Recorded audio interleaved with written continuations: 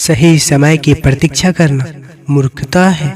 गीता में भगवान श्री कृष्ण अर्जुन को कहते हैं कि किसी चीज को शुरू करने के लिए कभी कोई सही समय नहीं होता। मनुष्य जब कोई चीज शुरू करता है वही उसके लिए सही समय होता है।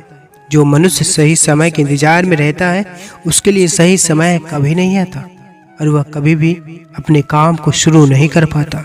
ऐसे मनुष्य जीवन भर सही समय का इंतजार करते ही रह जाते हैं और कभी सफलता को प्राप्त नहीं कर पाते। जिंदगी में किसी को रुलाकर हवन कराओगे तो कोई फायदा नहीं। अगर आपके कर्म अच्छे हैं और आप किसी को तकलीफ नहीं देते तो आपको अगरबत्ती जलाने की जरूरत नहीं। परेशानी में कोई सलाह मांगे तो सलाह के साथ अपना साथ भी देना, क्योंकि सलाह गलत हो सकती है, साथ नहीं।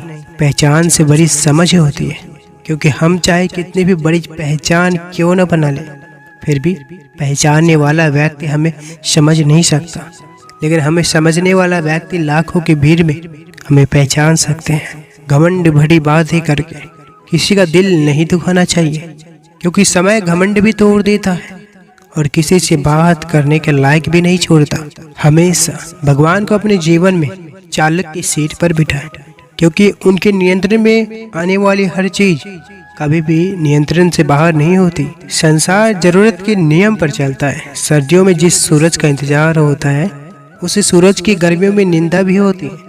अतः आपकी कीमत तब होगी जब आपकी जरूरत होगी। जिस प्रकार सांप, केचुआ और गिरगिट अपना रंग बदलना कभी नहीं छोड़ता, ठीक उसी प्रकार छल कपट से भरा व्यक्ति अपना स्वभाव कभी नहीं छोड़ता।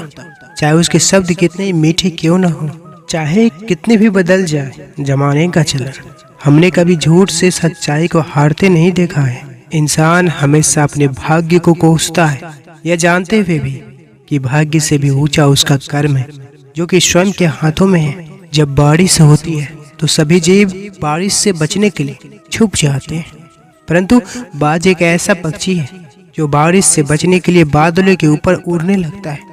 यही अंतर है हारने वाले और जीतने वालों में।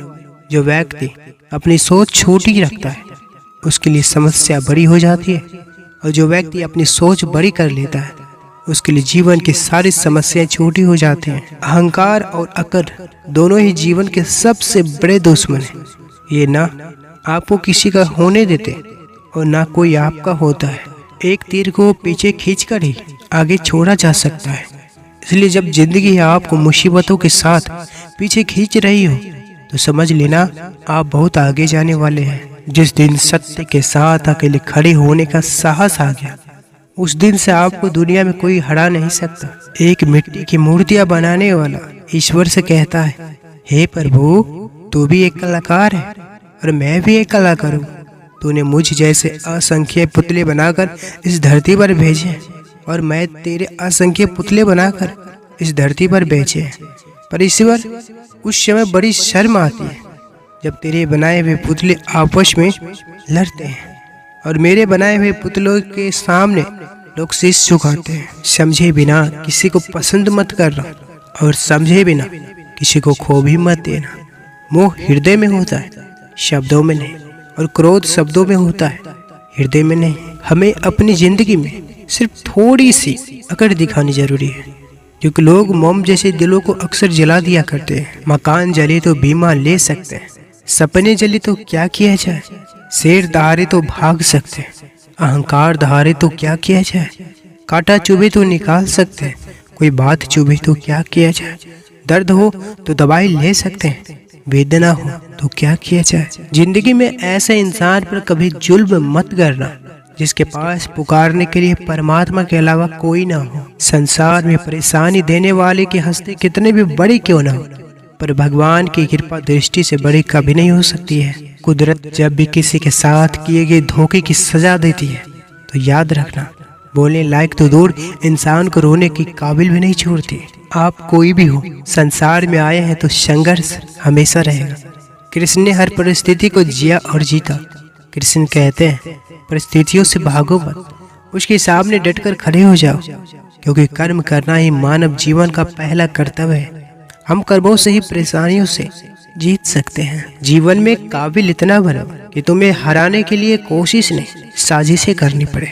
ईश्वर पर किया गया भरोसा कभी व्यर्थ नहीं जाता, बस सही वक्त का इंतजार करे। शरीर के गुजारे के लिए जितनी सांसारिक कमाई जरूरी है, उतना ही जरूरी है प्रभु सिमरन, ज्ञान, ध्यान और सेवा समय व्यतीत करना, ताकि यदि अचानक शरीर छूट भी जाए तो कुछ तो साथ जाए, क्योंकि सूक्ष्म कमाई ही सच्ची कमाई है। बाकी संसारिक कमाई तो सब यहीं पर रह जानी है। स्त्री का अर्थ केवल सौंदर्य करुणा ही नहीं, अभी तो वो प्रचंड भी है जो आवश्यकता पड़ने पर सबको ध्वस्त भी कर दे। भगवान श्री कृष्ण जी कहते हैं, खुद को अगर जिंदा समझते हो तो गलत का विरोध करना सीखो, क्योंकि लहरों के साथ लाशें बहा करती है, तैराक नहीं। कोई आपको गलत समझे तो उसे प्रतिक्रिया शब्दों से नहीं, अपने उत्तम कर्मों से दो, क्योंकि कर्म की ध्वनि शब्दों से कई गुना ज्यादा प्रखर होगी। किसी के जी नहीं दुर्वाना, सत्य बोलना, नाम जप करना और भगवान के शरण में होना, 4 व्रत मनुष्य को धारण करने चाहिए। जिस परिवार का मुखिया ही अन्याय पर भीष्म पितामह की तरह मौन है, तो उस परिवार में महाभारत का सृजन तय है। ईश्वर हर रूप में तुम्हारी मदद करने आता है, उसे ढूंढो मत, सिर्फ पहचानो। समस्या का समाधान इस बात में निर्भर करता है कि हमारा सलाहकार कौन है। ये बात बहुत महत्वपूर्ण है, क्योंकि दुर्योधन शकुनि से सलाह लेता था और अर्जुन श्री कृष्ण से। जो धन आपने कमाया उसे आप भोग पाओ या ना पाओ, लेकिन उस धन को कमाने के चक्कर में जो कर्म किए हैं उन्हें तो भोगना ही पड़ेगा। प्रार्थना रोज करें।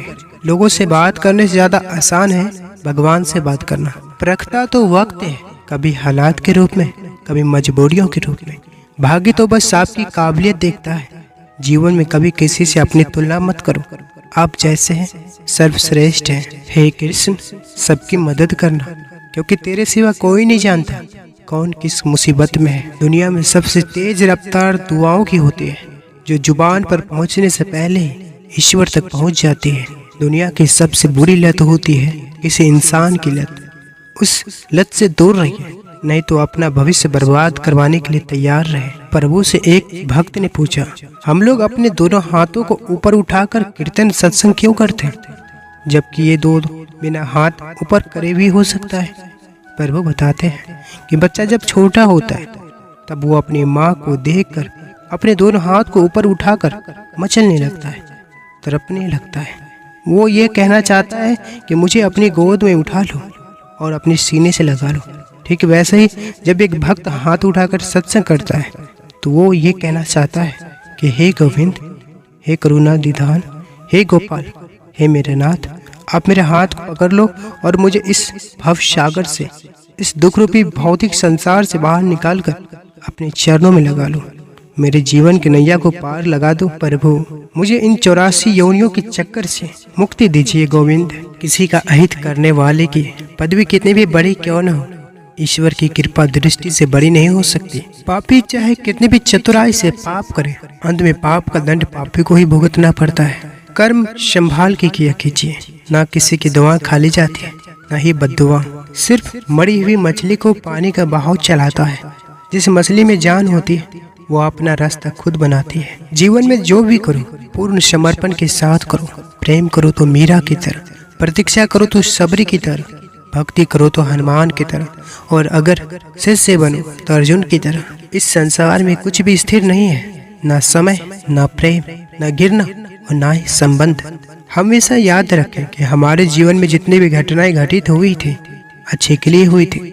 जितनी भी घटनाएं घट रही है अच्छे के लिए घट रही है, और आगे जितनी भी घटनाएं घटित होगी वो भी अच्छे के लिए ही घटित होगी, क्योंकि ईश्वर कभी किसी का बुरा नहीं करता। जब बुरे दिन आते हैं तो बुद्धि भी घास चरने चली जाती है। इंसान चाहकर भी सही निर्णय नहीं ले पाता, इसलिए तो कहा जाता है इंसान बुरा नहीं होता, उसका वक्त बुरा होता है। जो लोग दूसरों को बर्बाद करने के सोचते हैं वो अपने मकसद में इस हद तक अंधे हो जाते हैं कि वह खुद कब बर्बाद हो जाए इसका उनको पता भी नहीं चलता।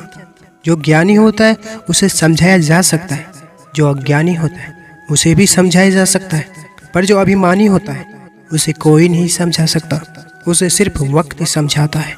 हमारे प्रिय दर्शकों, अगर आप इस चैनल पर पहली बार आए हैं तो आपसे एक प्रार्थना है कि इस चैनल को सब्सक्राइब जरूर करें और इस वीडियो को लाइक करें वीडियो के कमेंट में जय श्री कृष्ण राधे राधे अवश्य लिखें। अब लेते हैं आपसे विदा। जय श्री कृष्ण।